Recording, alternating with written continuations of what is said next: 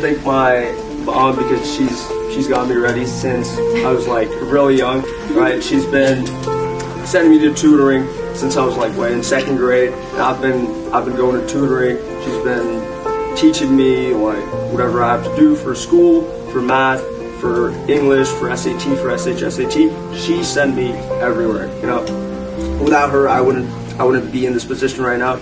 She sent me to the best tutoring there could be, right? Constant tutorial, and yeah, of course, yeah. So from very young, yeah, she's been getting me ready to what's it called? Be ready for adulthood and be ready for college and go to, you know, a very good college. And but yeah, thank you. I just want to thank my mom for everything I've achieved in my life. And yeah.